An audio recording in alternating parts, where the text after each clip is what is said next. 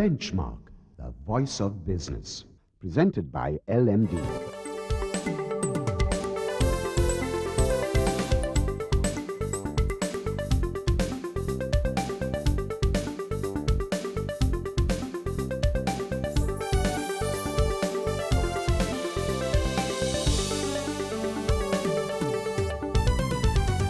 On this edition of Benchmark, the leisure sector is under the spotlight today as we speak to Lalin Samarawickrama, the Managing Director of Amaya Resorts and Spas.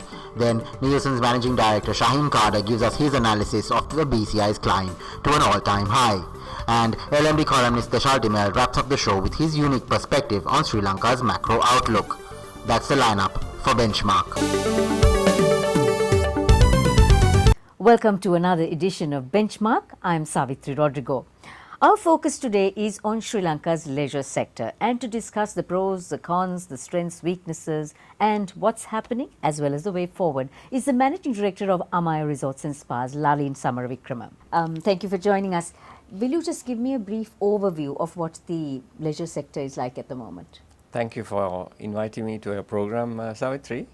Yes, before I embark on the actual situation at the moment, but I would like to go back a few years to explain as to how we survived the industry during a time of conflict. We were very resilient during the olden days because, as you well know, we are very much private sector driven, and we had to bide our time and wait for good times to arrive because we always had the confidence in the industry, and all of us put together a concerted effort in keeping the momentum going even during the bad times, and that really made us feel great in terms of the industry going forward after the ending of the war.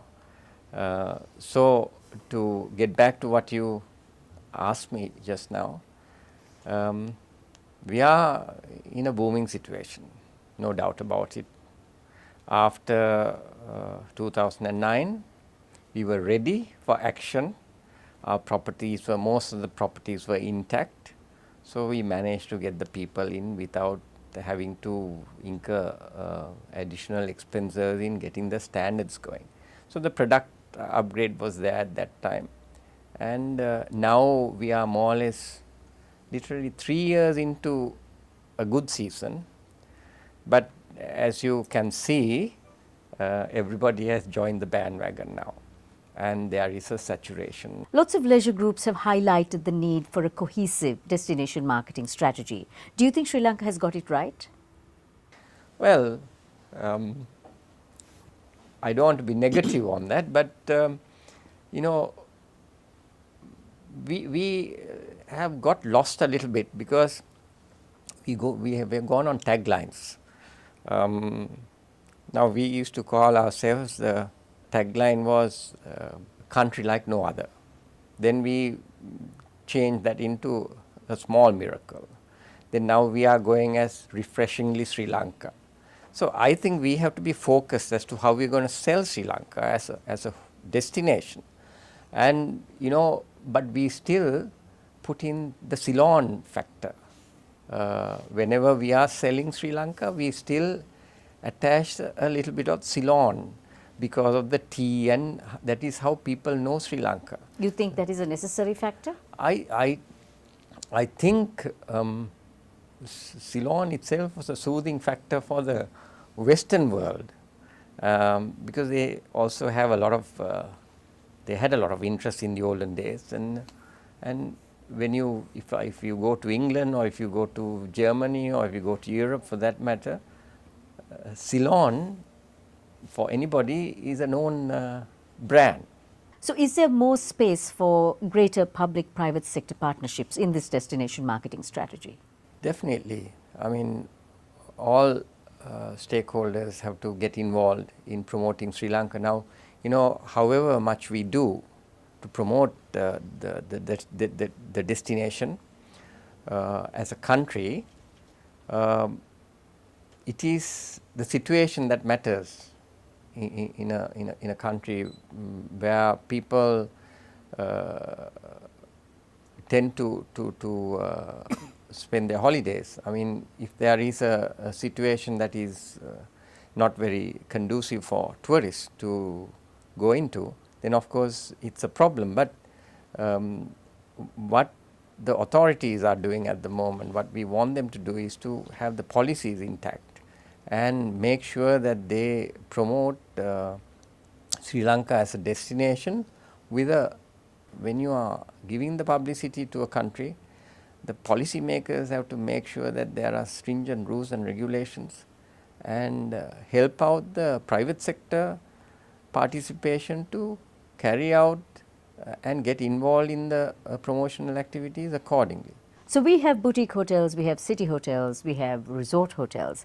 Have we as a country got our product offering right in all these categories? Well, to start with, there are different segments when it comes to tourism. Different types of people travel. Now, if you take the whole of last year, there were over 1 billion people traveling the world. So from backpackers to flashpackers to business travelers to high-end spenders. So as far as we are concerned, since of late, we have started to concentrate on different markets. Now, if you take the city hotels, you have the 3-star, the 2-star, the 4-star, the 5-star, and the minimalistic properties that have come up in the city. Now, we have, in comparison to somewhere like the Maldives, we have problems because we don't have private beaches. Now, the high-end market really wants privacy and we don't have it. And then on the other hand, we may have the properties, but we don't have the facilities to go with it. Lalin, when you look at hotels, there are lots of hotels that are sort of working on a green ethos. Does sustainability actually get adequate focus in the travel and tourism sector? Yeah, wherever there is development, sustainability gets affected. Now, I don't have to go look elsewhere, I see it. But there are stringent rules and regulations in the country which I am in favor of. We have to adhere to certain strict rules and regulations. We have to look at the environment, social aspects of it, then the commercial side. So there is a lot of concentration going on in the sustainability, and we have found a lot of sustainable solutions to these issues that are coming up. Of course, when there is development, you have to chop your trees and endanger the wildlife or whatever.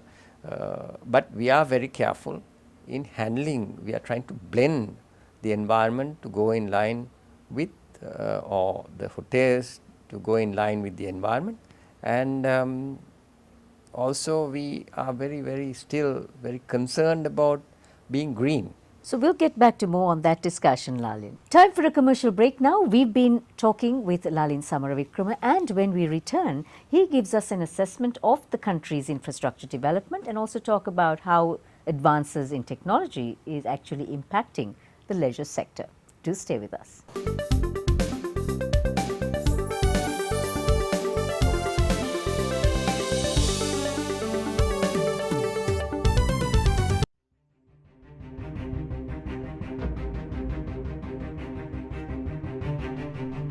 When we entered the industry in 1995, a new star was born as a fully owned subsidiary of People's Bank. For those seeking to grow their businesses, PLC provided the seed.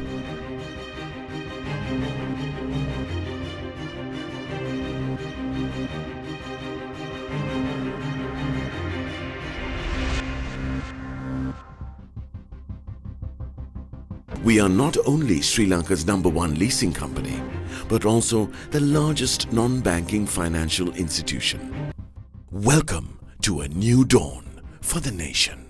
Introducing People's Leasing and Finance, PLC.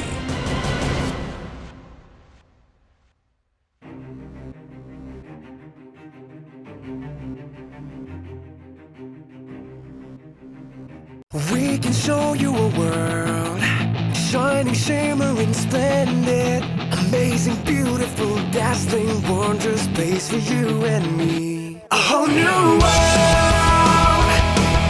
The future's got a whole new world for you. The most advanced technology now on multiple smart devices for total convenience. Welcome to H&B New World Banking.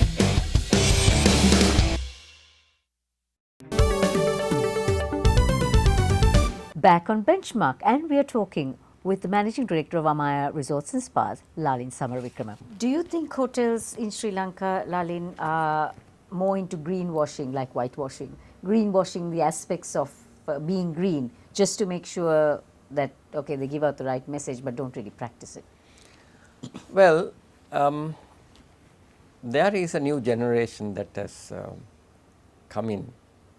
The younger generation is, I mean, if I go back 20 years, people were not concerned about being green or looking after the environment, but there is a younger generation who is very much interested in looking after Sri Lanka the way it should be.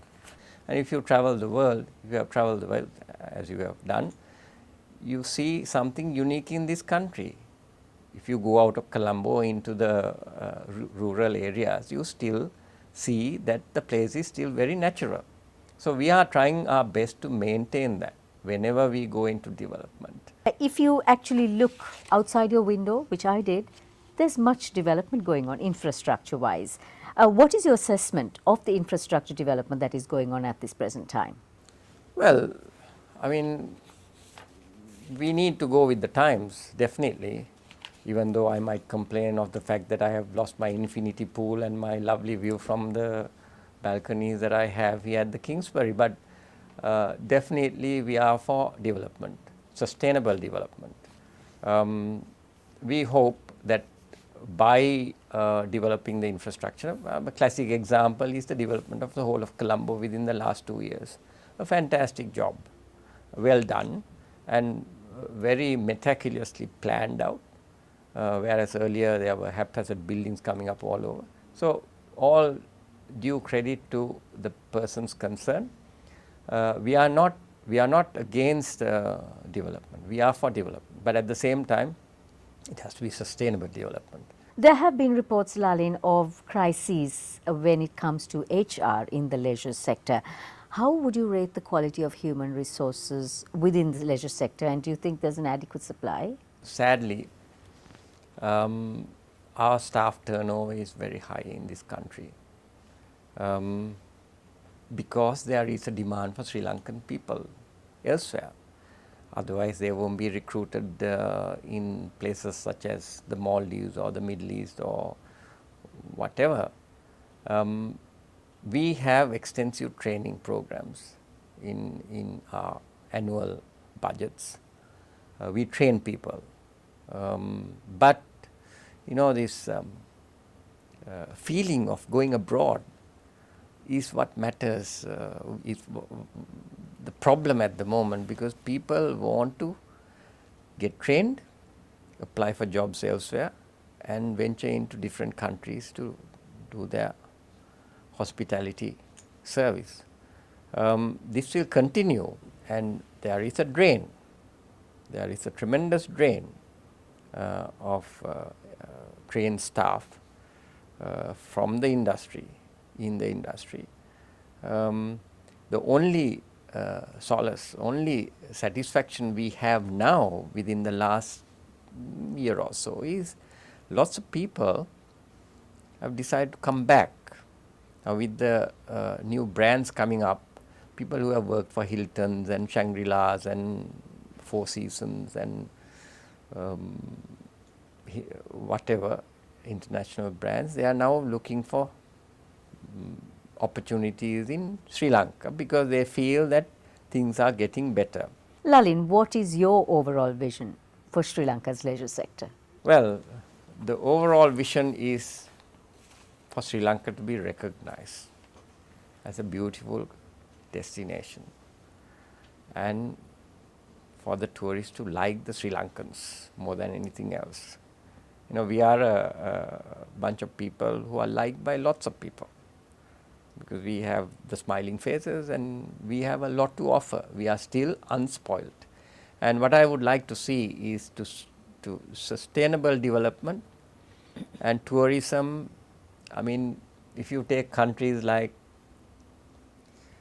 Thailand, they have a lot more leisure activities. People go to countries like that by the volume for the leisure activities. We should be recognized as a country which has a lot of culture, a lot of beauty and good people. So, we want to be recognized as true Sri Lankans and a nation that is going to be something for people to look forward to when it comes to coming in. You've said it. Thank you very much, Lalin. Thank you very much. That was the Managing Director of Amaya Resorts and Spas, Lalin Samarawickrama, giving us an insight on Sri Lanka's leisure sector and all the other issues that go with it. After the commercial break, we have Anushan Selvaraja with more.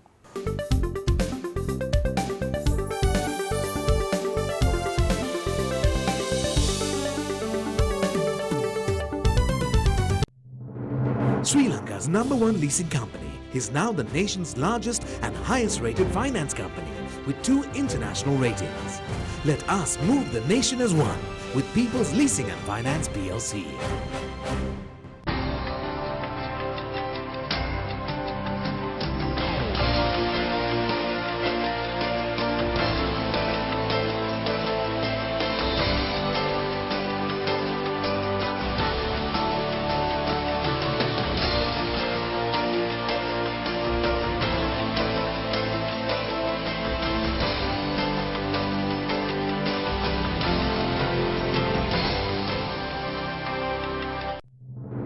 Sri Lanka's #1 leasing company is now the nation's largest and highest rated finance company with 2 international ratings. Let us move the nation as one with People's Leasing and Finance PLC. We can show you a world, shining, shimmering, splendid, amazing, beautiful, dazzling, wondrous space for you and me. A whole new world, the future's got a whole new world for you. The most advanced technology now on multiple smart devices for total convenience. Welcome to H&B New World Banking.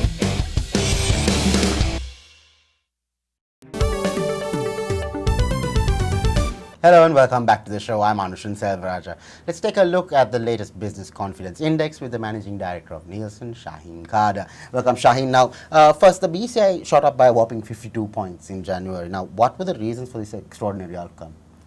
Yeah, Anushan, the BCI is actually at its all-time high, and I think the field work this time was done just a few days after the election. So, I guess what the findings suggest. Actually, they suggest 2 things. There is a huge amount of optimism in the business sector, and at the same time, I think the expectations are also very high, right? And also, if you look at the consumer confidence index, which we also undertake, we have seen steady growth over the last 4 months, and that too is at its sort of second highest level. The highest level was reached in December 2011, so it's at its second highest level. So, where do respondents stand in terms of the economy? A massive 72% say they expect the economy to improve. I mean, this is like 30% higher than the 42% of a month earlier. What does the business sector have to say about their prospects when it comes to sales volumes? Well, again, I mean, if you look at the expectations of business in the next 12 months, an overwhelming 82% expect their businesses to improve. This can be compared to 58% saying businesses would improve in December. So, again, there is a substantial increase.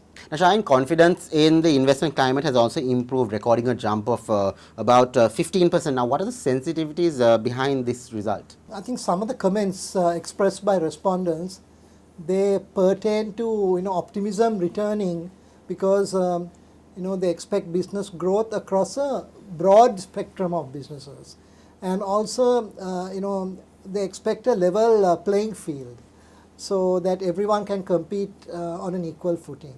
That was the Managing Director of Nielsen, Shaheen Kada. After a short commercial break, we will be back with the latest on the economy. Stay tuned.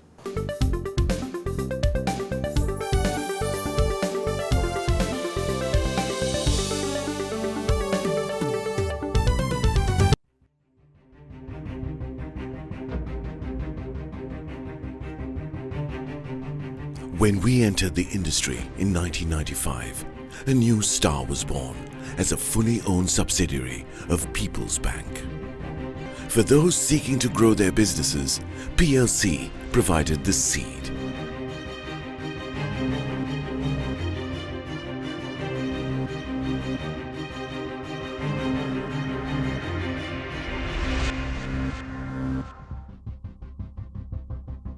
We are not only Sri Lanka's #1 leasing company, but also the largest non-banking financial institution. Welcome to a new dawn for the nation. Introducing People's Leasing and Finance, PLC.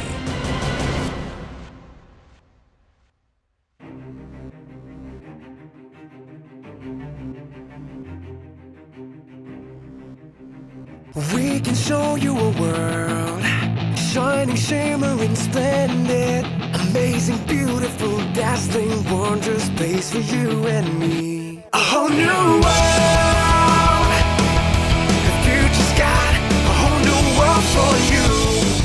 The most advanced technology now on multiple smart devices for total convenience. Welcome to H&B New World Banking.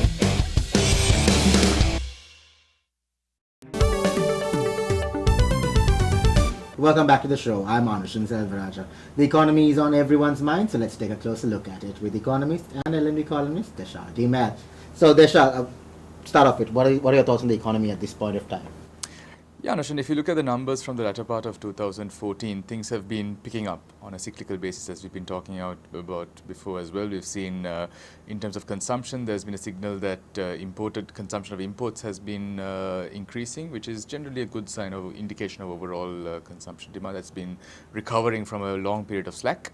Also, private sector credit growth has been improving as well up to November 2014, and again an indication of probably an improvement in business activity, resulting in higher demand for working capital and longer-term loans as well. So that has picked up in the latter part of 2014. That is expected as well from given the slack in demand previously. We'll still need some time to understand whether that is going to be a sustained increase through 2015 and beyond as well. But so far, I think it's certainly an improvement compared to what we saw in 2013 and the early part of 2014. What are your expectations for inflation and interest rates going forward? If you look at inflation, Anushan, the last several months we've seen inflation coming down below the mid-single digit levels that central bank had been speaking of. And that is really a reflection of what we are seeing globally as well. We are seeing a global problem of deflation in countries like Japan, Europe, even areas like China. So that is, we are seeing that as happening across the board, and Sri Lanka is really no different. We have seen in December and latter parts of November, due to the adverse weather conditions, that food prices had picked up a little bit, but that was largely a transitory phenomenon. But if you look at core inflation as well, that removes some of the more volatile variable elements of inflation. The secular trend has been for inflation to come down. Now, going forward into 2015, there will be two effects. First of all, with lower oil prices globally and generally lower commodity prices, that will have another downward impact on inflation in 2015 as well. At the same time, because we are working on a very low base effect from 2014, that would probably have a slight upward impact in terms of the absolute number. But in general, I'd expect us to see inflation remaining at mid-single digits and below for the most part of 2015 as well, further supported by the expectations of having some lower reductions in commodity prices, essential food items in the early part of 2015 as well. So all of those will factor into relatively lower prices through the better part of this year. And that will, of course, have an impact on interest rates as well. It will enable interest rates to remain lower for longer. It's unlikely that we are going to see any kind of upward thrust on interest rates, at least from a policy perspective, as long as inflation remains low. So I think the two of them will feed into each other and enable both interest rates and inflation to remain quite fairly low through the better part of 2015. How would you assess the strength of the rupee at this point of time now? Are we likely to see a continuation of current policy measures in this respect? There are a lot of different factors working in different directions that affect the rupee at present. I'll take you through some of them. Now, if you look at the fundamentals that drive the rupee, that's the current account of the balance of payments. Now, on that aspect, we've seen in the second half of 2014, we saw exports growth slightly tapering off and imports picking up. right? So that was resulting in a little bit of widening of the trade deficit and to an extent the current account deficit as well. But at the same time, if we look at how things would be going forward into 2015, with that element of low oil prices, now that's going to be a big impact on our import bill, right? Oil accounts for about 20% of Sri Lanka's total imports. There's been effectively a 50% reduction in the prices of oil between, say, 2013 and today. So that's a big reduction in our overall trade deficit. So those two elements would, to an extent, balance each other off. At the same time, we are seeing the rupee, the US dollar strengthening in global markets, particularly against the euro and Japanese yen and some other currencies like that as well. So the rupee is probably facing a little bit of negative pressure, a little bit of depreciation pressure against the dollar, but it has been appreciating against currencies like the euro, the yen and so on as well. So in terms of our exports into Europe, the UK and so on, we are going to see a little bit more challenges in that aspect because the rupee is now stronger, so it makes our exports into that relatively less competitive. But as I said, there are a number of these different elements that are affecting the rupee, and on balance, I would expect that for 2015 as well, we would see a year of mild depreciation, say between 2 to 4% through the course of the year. So what are your overall projections for the economy for 2015, Desha? Going forward, I think what we saw in the latter part of 2014, in the fourth quarter in particular, I'd expect to see a continuation of that. We'd expect to see consumption continuing to recover, particularly compared to what we saw in 2013 and early 2014. So I think that will give a boost to the overall GDP growth as well. Certainly with the reduction in the consumer spending on energy due to low oil prices and so on. I think that will certainly help in terms of discretionary expenditure on other products, and that will be a good boost overall to GDP. We'd also expect to see maybe on the trade side a little bit more import growth. Exports might have a slightly tough year in 2015. We are seeing a fairly tough global markets, particularly in Europe, the UK, some of our key markets. The US should do quite well. But overall, I think it will be a relatively tough year on the export side. In terms of interest rates, I'd expect them to remain quite low and quite moderate, slightly edging up maybe towards the latter part of the year, as if we see private sector credit demand continue to grow, continuing on the momentum we saw in the latter part of last year. So most of those elements put together, I'd say overall a fairly good year in 2015 we can expect, but there'll also be volatility throughout, particularly in the first half. There's a lot of uncertainty, particularly on the political aspect in terms of decision making on investment, I think might be delayed. So we'd expect it to be largely a consumption-based improvement in the economy in 2015. That was economist and LMD columnist Deshal Dimel. Thank you for watching Benchmark, and we hope to see you again next time.